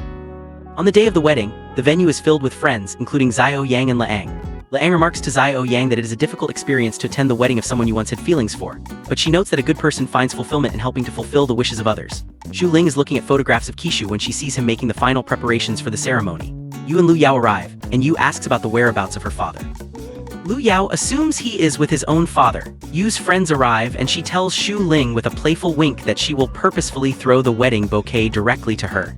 Lu Yao then delivers the unfortunate news that both of their fathers have gotten drunk together. Yu, ever resourceful, is unfazed, stating calmly that she has a backup plan. In a deeply poignant and symbolic moment, Kishu himself steps forward to walk Yu down the aisle. She thanks him, her voice thick with emotion, for coming back to change her life. He tells her with profound conviction, "I would cross any ocean for you." He then solemnly places her hand into Lu Yao's. The couple exchanges rings and shares a loving kiss. Kishu, watching them, is overwhelmed with a sense of triumphant happiness, thinking to himself, "Finally, I have succeeded in changing my mother's tragic fate." As this thought fills him, his body, having completed its mission, collapses. After the wedding celebrations conclude, Yu cannot find Kishu anywhere. Her friends confirm they have not seen him. She begins to search for him frantically, calling his phone repeatedly, but it goes straight to voicemail. Defeated, she sits down and cries. Lu Yao finds her and gives her Kishu's diary, explaining that Kishu had asked him to deliver it to her. Holding the diary, Yu cries even harder. That night, Yu has a terrifying nightmare in which Kishu disappears before her eyes. She wakes up crying and he appears by her bedside, comforting her, telling her it was just a bad dream and that she needs to wake up for her own wedding. In the dream, she sees him walking into a vast, endless ocean. He tells her that he has succeeded in his mission and that they will be a true family in their next life together. She screams for him to come back, but he disappears beneath the waves and she wakes up crying in the present, back in her hospital room. She gets out of bed, desperate and determined to find him. In a parallel moment of grief, Xu Ling is also missing him deeply, crying over his photograph.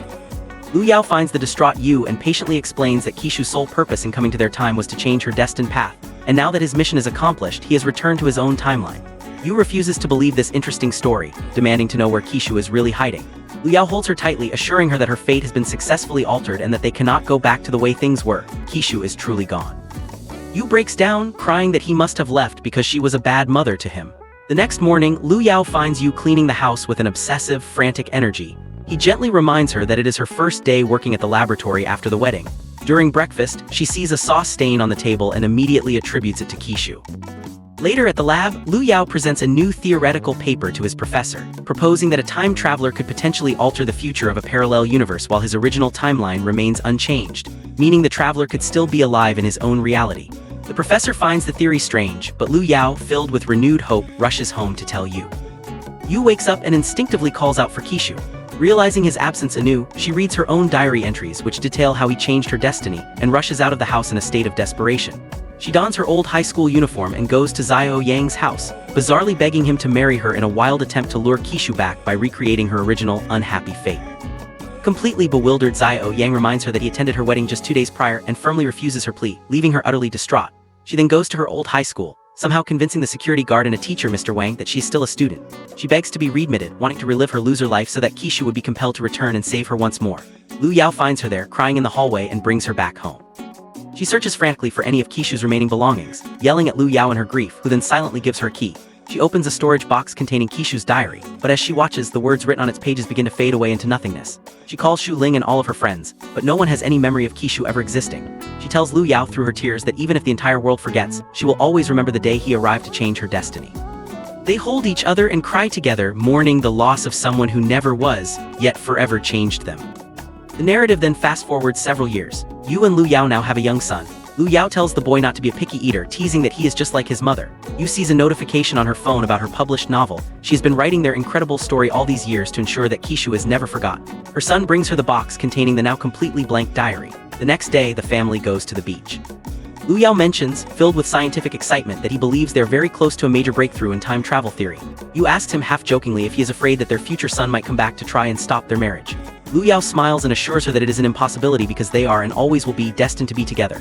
As they talk, their young son accidentally bumps into a young man. The man turns around. It is Kishu. He apologizes politely to the boy and then to Yu and Lu Yao. As he walks away, accompanied by a young woman who is presumably his girlfriend, he turns back one last time. His eyes meet Yu's across the bustling crowd, and they share a long, silent smile of profound and mutual recognition, an unspoken acknowledgement of the extraordinary, unbreakable bond they forged in another life, in another time. He then turns and walks away, bringing their incredible, heart-wrenching, and beautiful story to a close on a note of hopeful, bittersweet serenity.